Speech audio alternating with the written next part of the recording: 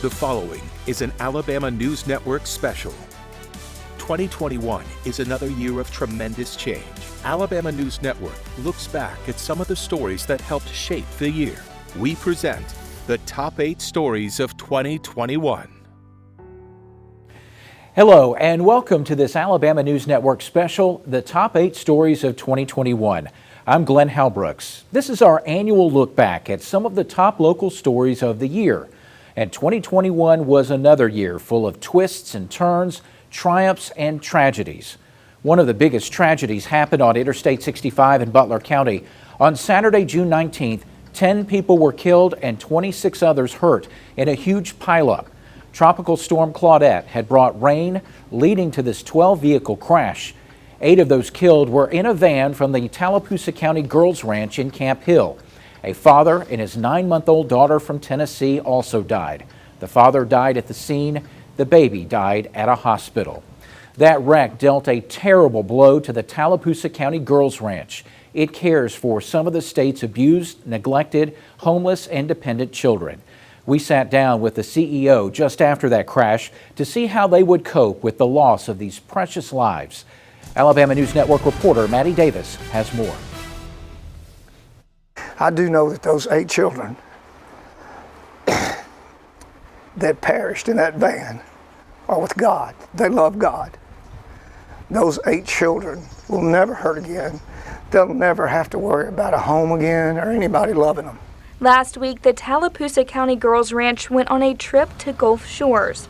On their way back Saturday, an unimaginable accident took the lives of 8 young girls, leaving one survivor, a staff member, who is now at the hospital in stable condition. CEO for the Alabama Sheriff's Youth Ranches, Michael Smith, says the last few days have been the hardest of his life. Not only is the Tallapoosa Girls Ranch hurting, but the entire state sheriff's youth ranch community. Smith says the only way they are getting through this is by prayer and faith, and they must go on to serve young girls' needs. It's inside, we're dying, but we know that we still have something we need to do here. We're on a mission to take care of young men and young women in this state that are in a time of crises that need a home. Maddie Davis reporting there. A fundraising drive collected hundreds of thousands of dollars to help with funeral expenses and other needs. A lawsuit has been filed against 2 trucking companies saying negligence caused that pileup. This has also been a year of gun violence. Montgomery has had more than 70 homicides so far this year, and Selma has recorded more than 20. Some of the victims have been in law enforcement. And for the first time since 1946, a Selma police officer was killed in the line of duty. We get more on this story from Alabama News Network reporter George McDonald. This morning, one of our officers, Officer Marquise Moore, was murdered. Moore was killed at the Selma Square Apartments in an ambush-style shooting. City officials met with the family of the fallen officer and offered their condolences, then held a press conference about the incident at City Hall. It's yet another tragic moment in our city. Selma Police Department is devastated. The Aaliyah State Bureau of Investigation has been called in to investigate. The Selma Police Department cannot investigate an incident involving one of its own officers. And so you will not be getting or hearing any additional statements from the City of Selma, the Selma Police Department. Everything from this point forward comes from the state, Aaliyah, the Alabama Law Enforcement Agency, and the SBI, the State Bureau of Investigations. No arrests have been made in the case, and no other details surrounding the shooting have been released at this time. This is very much still an active investigation, still an active scene. We have a lot of our resources trying to get to the bottom of this, but right now it's just too early to add anything to that. That was George McDonald reporting, but since his story, there have been 2 arrests. 18-year-old Javante Stubbs and 22-year-old Andrevius Carter, both of whom are from Selma, are facing murder and attempted murder charges. Officer Moore's girlfriend was injured in that shooting. Unfortunately, Officer Moore was not the only person in law enforcement to be killed in West Alabama. Earlier this month, Wilcox County Constable Madison Skip Nicholson was shot while on a domestic disturbance call. He later died in a hospital. A deputy was also shot but survived. Investigators say the shooting suspect then shot and killed himself. As we wrap up 2021, the news wasn't all bad this year. You will see a local town undergo a huge transformation when crews from HGTV arrive. But first, work finally begins on Montgomery's huge Whitewater Recreation Center. Find out how long it'll be before you get to enjoy the waters. This Alabama News Network special, The Top 8 Stories of 2021, continues. Now our next top story of 2021, new attractions. Montgomery has worked for years to lure more tourists to town. And this was the year that construction finally began on the Whitewater Recreation Center that had been announced in 2019. Alabama News Network's Jerome Jones has this update on where the project stands now. Look how many people are in the water versus how many people are walking around. It's a public park. Construction began on Montgomery Whitewater in the first week of June. Officials close to the project say construction is on schedule and they hope to open Montgomery Whitewater by Memorial Day of 2023. Right now, 2 ponds, whitewater channels, and pumps are being installed at the 120-acre site. We're about 5 months, 6 months into construction. We've got a goal to finish by Memorial Day 2023, so about another 18 months to completion. What's going to be happening over the next 60 days, our bottom pond, we'll start to see some concrete placement there, and then we'll start to build the channels kind of working up to the top pond. So within a 10-month period, you'll see quite a bit of concrete out here. In addition to whitewater rafting and kayaking, officials say Montgomery Whitewater will have something for everyone, including walking, hiking, and biking trails, zip lines, a restaurant, and an amphitheater. The developers will also keep and make upgrades to the boat ramp with access to the Alabama River. And keeping with the public park theme, if you don't want to ride the rapids or eat, it will be free to enter Montgomery Whitewater. You know, I'm not a whitewater guy, I'm a land sports guy. I love just to come out and watch the people, have a beer, have a nice barbecue sandwich, enjoy the music. You know, it's a night away from whatever you're doing at home, bring the family out. You know, I hate the tagline, something for everyone, but this project does offer something for everyone. Jesco Construction out of Montgomery is handling the construction. There's also upwards of 40% minority business inclusion in the project. In Montgomery, I'm Jerome Jones. The groundbreaking had faced some delays due to COVID-19 and the relocation of the Salvation Army, which sits right there on the property. The Salvation Army will be moving to a new location, but that location has not yet been announced. Another attraction got a new home in downtown Montgomery this year. The museum focuses on the legacy of slavery, starting from the transatlantic slave trade through the over-incarceration of today. It's the EJI Legacy Museum, and it now has some more space to use film, photos, and first-person narratives to bring stories to life. The new Legacy Museum is at 400 North Court Street in Montgomery, in the same building as the Equal Justice Initiative's Legacy Pavilion. From those new attractions, we move on to an entire town getting new life. Crews from HGTV descended on Wetumpka for the TV show Hometown Takeover. They didn't just fix up a building or two, they took on the entire downtown area, showing the world what makes Wetumpka special. Once again, here's Alabama News Network reporter Maddie Davis. It's meant the world to me. It has been a tremendous blessing, and it means a lot. Wetumpka, Alabama, a city known for its small-town charm, is standing stronger than ever. Wetumpka is forever changed after being selected to receive a makeover on HGTV's Hometown Takeover. When they said they chose Wetumpka, we knew it was going to be great, but there are not words for the difference they've made in this community. The series finale aired Sunday night. The last episode featured the new farmers market overlooking the Coosa River. Other renovations in the city have included restaurants, shops, homes, and a downtown street. As you can see, the front of the house was redone. When this came about, you know, it was almost like a dream come true. Residents say business is booming in local shops now more than ever. Tourists are coming from across the country to see what the buzz is about. We see people all day long visiting downtown, walking downtown. It starts at 7:30 in the morning and it goes all day long. I've gotten phone calls from people, Texas, Pennsylvania, just all over. One mom and daughter duo traveled from Chicago. We were in a shop and I just started in and we were talking about sizes, and the next thing you know, we were talking about the show, and just makes you feel at home. Wetumpkans say the energy from the show doesn't stop now. They want to carry the momentum going forward. It's actually kind of hard to remember what Wetumpka looked like before, because we have come so far so fast and we had such big dreams, but what they have done for us is beyond measure. I hope this spark of excitement and all that, especially for the downtown area, I hope it keeps going and it just booms. That was Maddie Davis reporting. There were 6 episodes in the TV series featuring Wetumpka. Several houses, Company Street, and some stores got a makeover, and a new farmers market was built from the ground up. We got big economic news for Montgomery in 2021.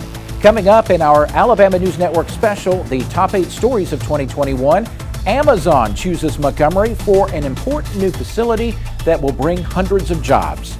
But first, why there are so many unfilled jobs across Alabama. Help wanted signs are everywhere, but the help is hard to find.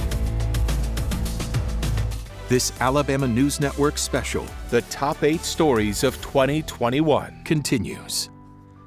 As we bring you the top 8 stories of 2021, we have to mention the coronavirus pandemic. The shock of it has long since worn off as we endure a long road to recovery. That long road started with a long line of cars as people waiting to be among the first to get the new COVID-19 vaccine. This scene was from January when there was a rush of people eager to get the shots. But not everyone wanted them. Some risked losing their jobs as vaccine mandates began later in the year. And not everyone wants to work either. The federal government gave some people enough extra money that it appears they don't need a paycheck. And that's left some local businesses scrambling to function when they don't have enough people.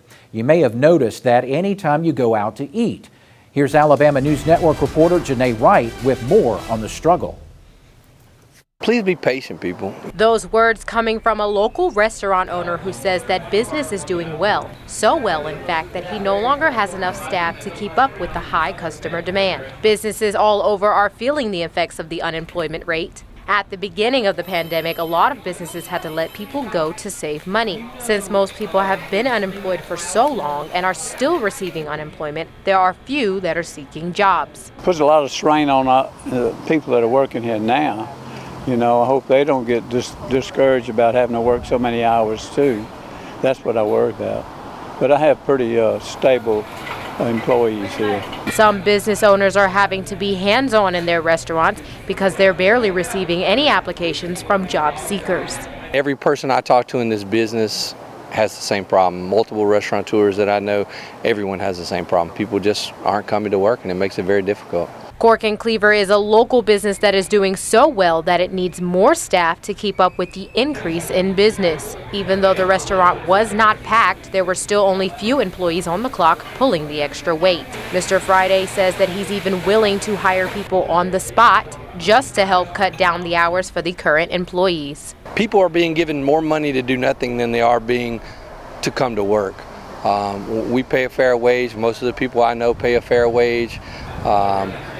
The people that are working are actually angry at the people that aren't working. And I don't mean the owners, I mean the other workers that would be doing the same job. They're angry because those people aren't coming to work. There are plenty of jobs available. Janae Wright on that story for us. Governor Kay Ivey took Alabama out of the federal unemployment assistance program in June. She said it was time to get back to work. Sticking with the business beat, Amazon announced that it would invest $100 million as it builds a facility in Montgomery. Amazon will build an inbound cross-dock facility near the Hyundai plant. It will receive and consolidate items from vendors and then make shipments to fulfillment centers. The 650,000 square foot facility will create more than 500 full-time jobs. Montgomery Mayor Stephen Reed says the city is ready to welcome Amazon.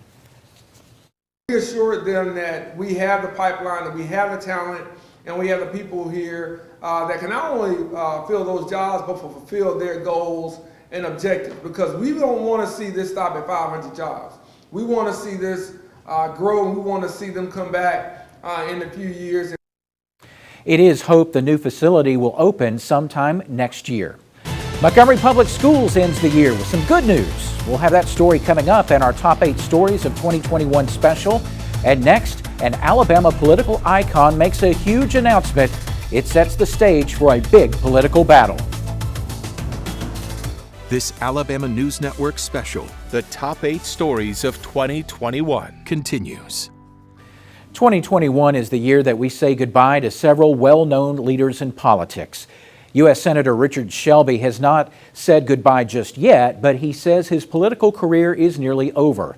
Shelby made the announcement in February that he would not seek a 7th term in the U.S. Senate next year. He will remain on the job until after next year's November election. Shelby is 86 years old. He had also served 8 years in the U.S. House and another 8 years in the Alabama legislature. Shelby had been a Democrat but switched to the Republican Party in 1994. He has been instrumental in sending federal dollars to Alabama, especially for the military. Death took away several notable political figures this year, both in state and local politics. One of those who passed away was former Governor John Patterson, the only person to ever beat George Wallace in a governor's race. Patterson died in June at the age of 99. He won the governor's race in 1958 as a segregationist at a time when the civil rights movement was just gaining steam. Patterson was criticized for not doing anything to protect the Freedom Riders who were attacked as they sought to integrate bus waiting rooms and lunch counters, but later he said he regretted what had happened. Patterson ended his career on the Court of Criminal Appeals, where he continued to write opinions into his 80s. A longtime state lawmaker from Montgomery died this year. State Representative Thad McClammy had represented part of Montgomery since 1994. He passed away in August at the age of 78. McClammy was also a real estate broker and developer and served as the National Financial Secretary for Tots and Teens Incorporated. He also served as president of Trenholm State Community College for 14 years. McClammy's seat in the Alabama House has stayed in the family. His daughter, Patrice Penny McClammy, now represents District 76. She took office in November after being the only candidate in the special election to fill her father's seat. I want you to know that I am here. I am already sworn in as we did today, and I am ready to work. So whatever it is that are my constituents in District 76, I know I represent the District of 76, but I'm also the mouthpiece for all residences in the state of Alabama. Death also hit Montgomery City Hall, with not one but 2 city council members passing away this year. First came the death of City Council member Tracy Larkin in January. Larkin was first elected to the Montgomery City Council in 1999. He was serving his 4th non-consecutive term and was also council president pro tem.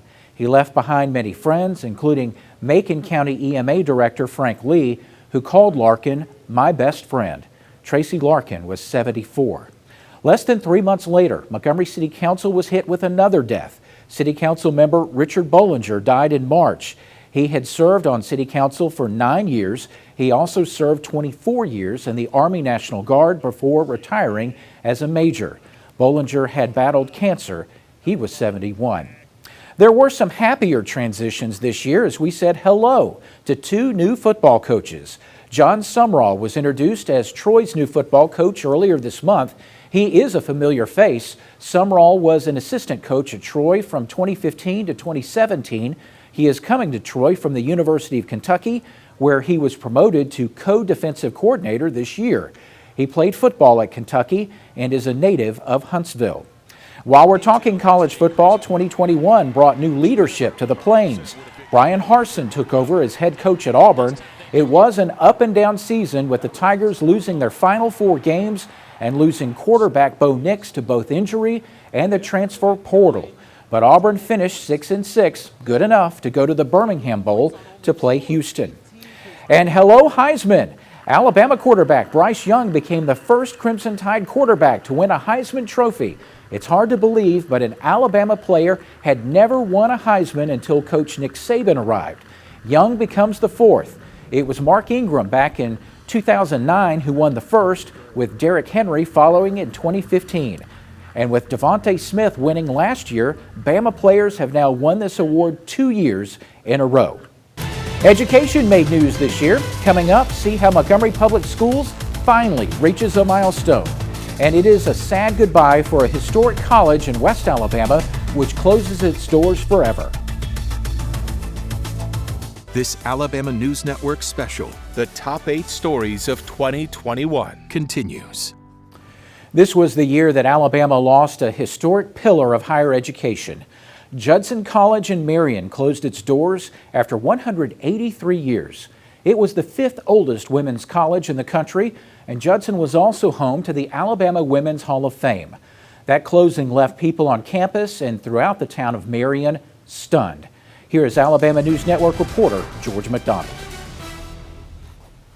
After battling financial problems, one of the oldest women's colleges in the country is closing its doors. Judson College President Dr. W. Mark Tew says a steady decrease in student enrollment and debt were two main factors in the decision. I want to be very clear that no single institution, lending institution, has in any way created this situation for us. We have very good relationships with Marion Bank and Trust, with West Alabama Bank, with First Cahaba Bank, and with Trustmark Bank. The loss of the college has dealt a devastating blow to the city of Marion in particular, and Perry County as a whole. That I think that this community will most certainly suffer and will feel the hurt and the devastation of losing that college, and I was truly hurt. Judson College alumna Frances Ford is the executive director of Sowing Seeds of Hope, a faith-based nonprofit organization committed to improving the quality of life and work in Perry County. Judson was a college that encouraged you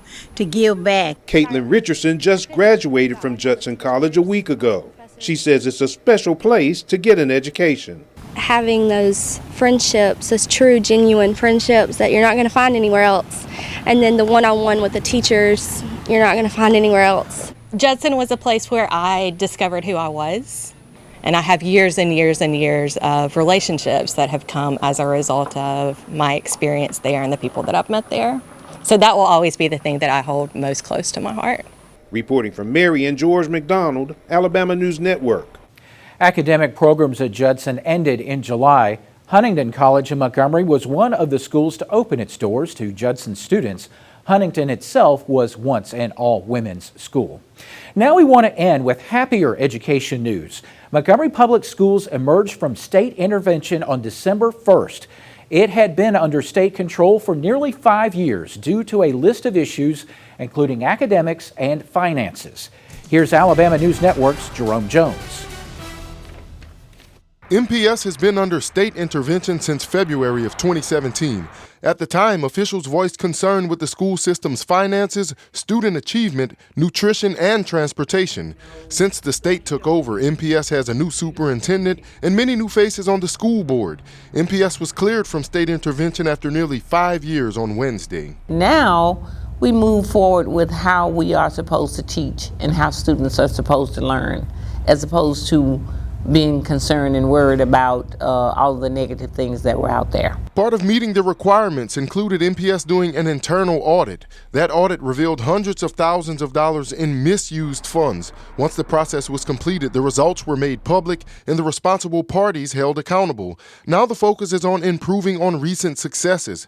Dr. Moore says MPS has increased training, professional development, and improved culture and climate in MPS schools. Over time, I think if you just continue to follow those processes, you won't have to worry about as a school system going backwards.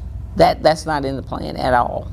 Montgomery Public Schools will also receive a much-needed boost in funding when the county's ad valorem tax increase goes into effect in 2023. We're not waiting for October of 23. We're putting some plans in place to look at our buildings, to make assessments about our buildings and the conditions that they're in. And so we're going to have a real good capital plan. MPS's rise from state intervention was so successful that it's being used as a case study. In Montgomery, Jerome Jones, Alabama News Network. Dr. Moore has announced that she will retire next summer. She says she is confident that the foundation is there for the next superintendent to be successful. We want to thank you for watching this Alabama News Network special on the top 8 stories of 2021. We look forward to sharing the news of 2022 with you. For all of us at Alabama News Network, I'm Glenn Halbrooks. Good night and Merry Christmas.